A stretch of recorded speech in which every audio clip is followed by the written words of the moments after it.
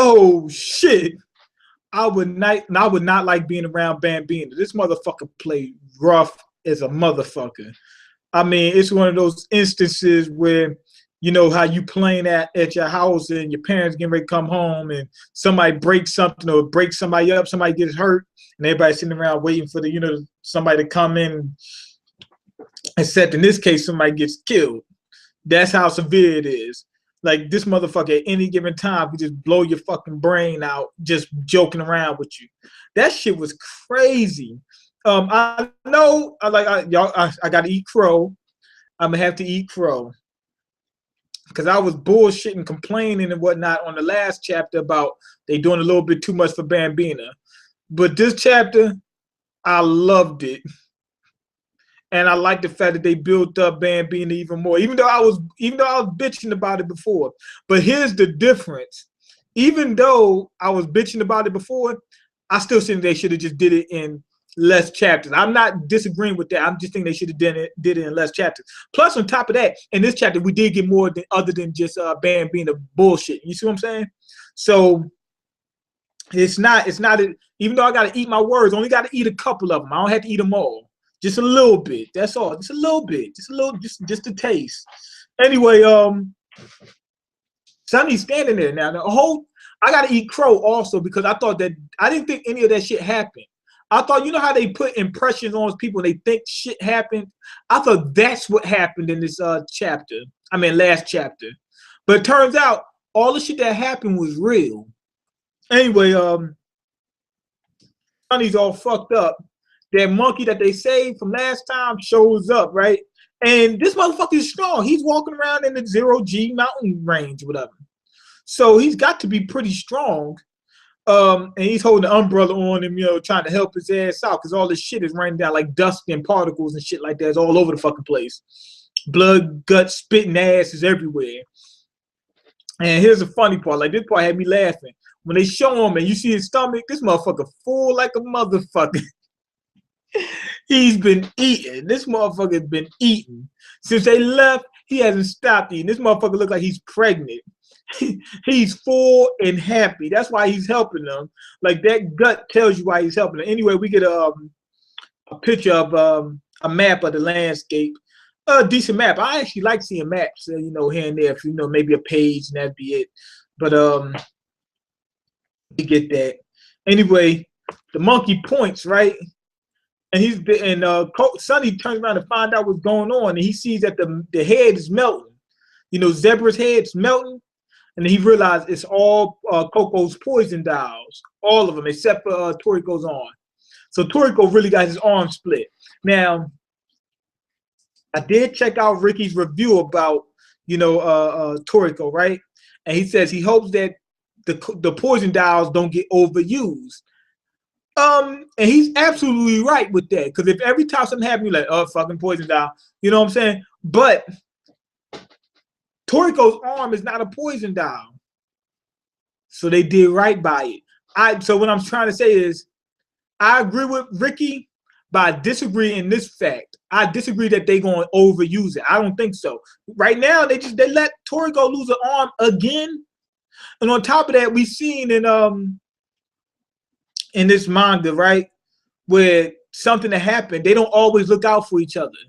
So a lot of times they hold their own in their battle. So I'm not even concerned about Coco, you know, poison dial. Although Ricky is right, if it's used wrong, it can mess up the series. Well, not mess up the series, just mess up the sense of danger. But I have no concern of them doing that. They've never done it before, so that you know you can take that. Anyway, what you call him? What's his name? Sonny, he starts collecting the poison and shit like that with his hair. Good thing we find out Sonny can use his powers in order to contain poison and shit like that. I'm guessing it wouldn't hurt him. It wouldn't hurt Sonny. You know, it'd hurt. I mean, he'd feel pain. Remember, if you cut his hair, he'd feel pain. But I'm guessing it wouldn't hurt him because it's not really touching his main body. But his hair can contain it. But his hair can actually contain the poison or whatever. Anyway, he finds Coco. Coco's sitting there all fucked up. He gives Coco his poison bag. Remember, poison is his blood, so he absorbs that shit, gets that back into him, right? And he's like, "What the?" Coco says, "What the fuck happened?" And I'm in my mind, I'm thinking, Sonny's the one that blinked, and Coco has super eyes where motherfucker can see sunlight moving. He can see light moving and shit. Well, I'm exaggerating, but you understand? Like, this motherfucker got great eyesight. He can see fucking any damn thing. And he's like, what the fuck happened? You understand? So even Coco couldn't see shit. That's crazy. I'm trying to figure out how he couldn't see it though. Because he should have had the best eyesight out of everybody in here, right? Anyway, they go to find somebody else, right? They stumble across my man Toriko, right? Now Toriko got his arm ripped off, but what happened is, I think, what is it? I think it's the red demon, but I'm not sure. Wrapped his arm around Toriko to protect him. But the crazy thing about it is this arm has multiple segments. And what I mean by that is it's not like the arm is stretched out. It has 1, 2, 3, 4, 5, 6, 7 elbows. So basically it's one forearm, and then this part of your arm, I don't know what part of the arm this is called, this upper part, it's about 7 of these wrapped around him.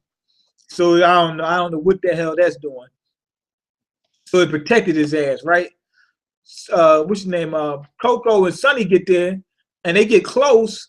I think it's the red demon. I think it is. I'm not sure, but I think it's the red demon.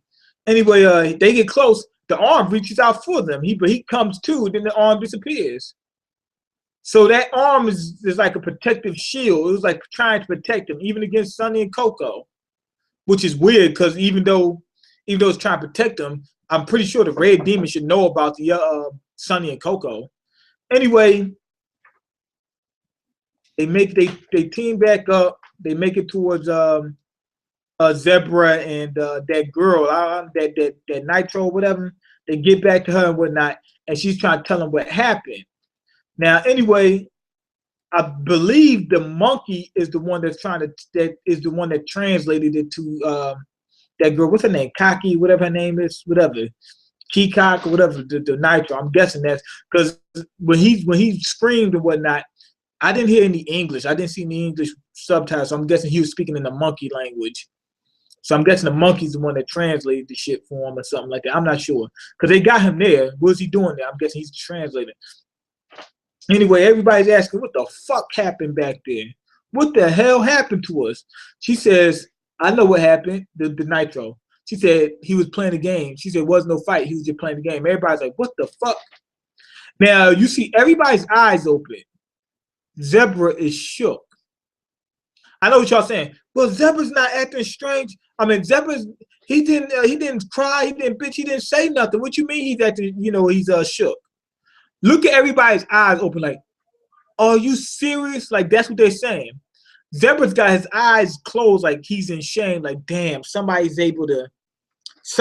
playing games was able just to humiliate me. That's why he has his eyes closed, like, damn. So he's shook. Anyway, they explain what happened. They said at first, when the Monkey King showed up, he had his eyes closed, he was playing hide and go seek, right? He seen Zebra getting ready to attack. So Zebra got right on it, right? And he seen Zebra coming with his fist. He was playing rock, paper, scissors with him, right? And this version of the game is called Rock, Paper, Scissors, Look That Way. Now, as we know, when he blinks, that's around the time that Sonny blinked. So everything after he blinks is all within a tenth of a second. Take a second, divide it by 10, and that's everything that's happening after that point where he blinked is, well, after he closed his eyes, is all within a tenth of a second. Now, anyway, Zebra's coming to punch the guy, right? He sees the fist. He's playing the game called Look That Way, Rock, Paper, Scissors, right? Now he sees the fist, he puts out his hand. So he won. Paper, he won. So what you call him? Zebra's got to look the other way. He points that way, and the air blast from his finger just spun his head right off. He didn't touch Zebra. It's just the air made his head spin like this, like you, like Will Smith on the Fresh Prince. You know, at the end scene, right when he gets to the door, his head goes like that, right? And the next person he goes for is Coco. So he's like, well, what happened to me, right? Coco stated that right before they almost got killed, he sensed that they was going to die. He said, so he made a whole bunch of poison dials. That is just that quick. As soon as he did it and he passed out, that was it. Anyway, the Monkey King was playing this game, right?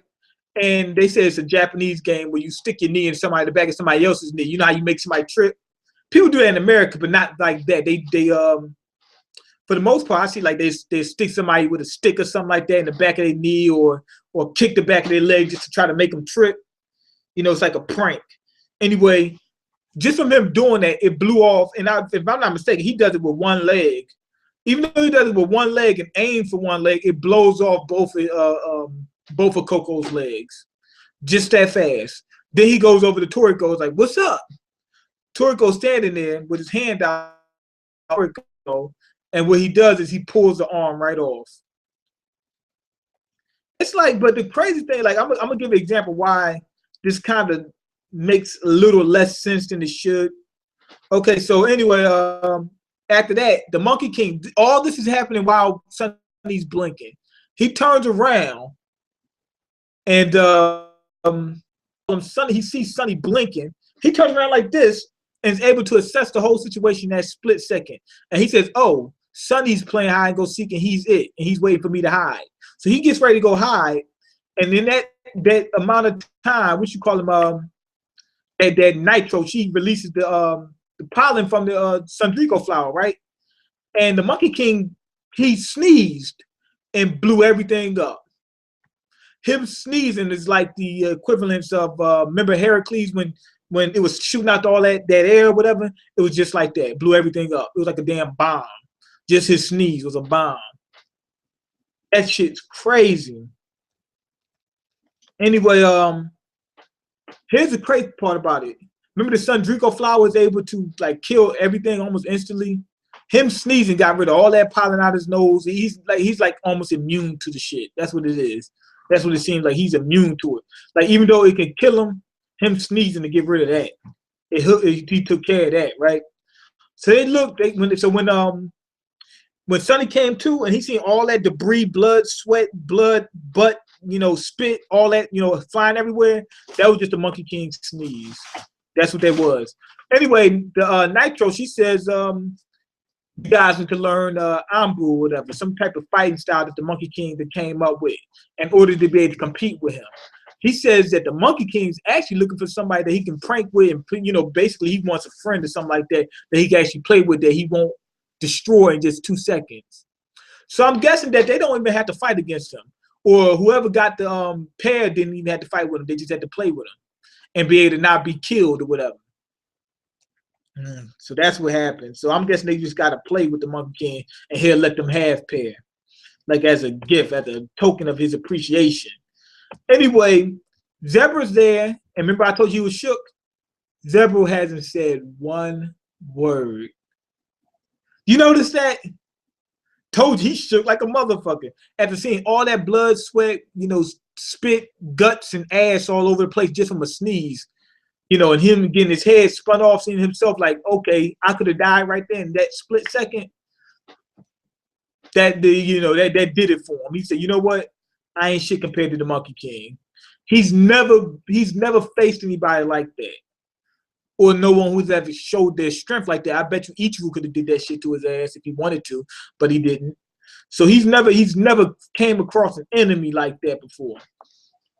Anyway, they hear something going wrong with Komatsu, right? They find out he's hungry. Of course, he hasn't eaten like 3 days, 4 days, something like that.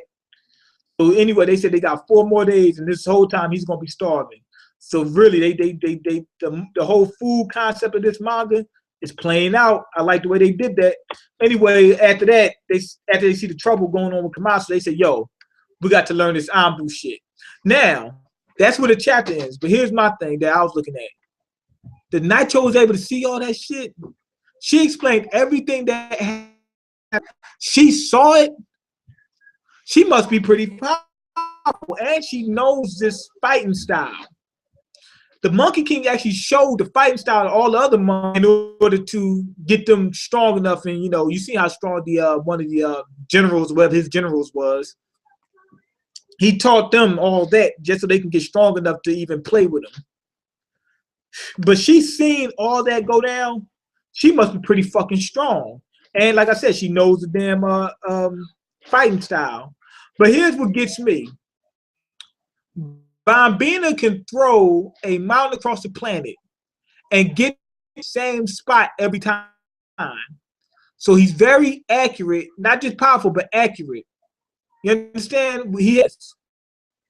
If that's the case, how come he can't play with somebody? Like, I can't understand how he couldn't control his strength. If you can be that accurate, how can you not be accurate enough to not use your full strength and be able to finesse it enough where you're not destroying people when you play with them? So, two different things. Either he's not as accurate as we think, or he doesn't give a fuck. He just wants to play rough, and he just needs somebody that can take it. Like, I could play soft with y'all, but that wouldn't be any fun. I think it's probably the latter. Like, I could be soft with you motherfuckers, but it won't be any fun. Okay, but anyway, I'm gonna give that chapter a 5 out of 5.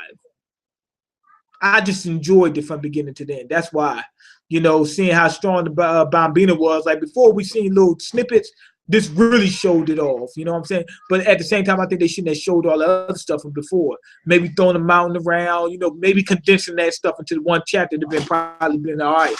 But this right here showed exactly what it was. Just one sneeze was able to blow a mountain apart. He could have blew a mountain apart with just one sneeze. Now, that's crazy. Okay, let me see these comments. I was visiting my cousin in Philly. Have you tried the fast food joint called Russell Jimmy's? I ain't worried about that. Speaking of Philly, have you heard of the new Alpha Kinney body law?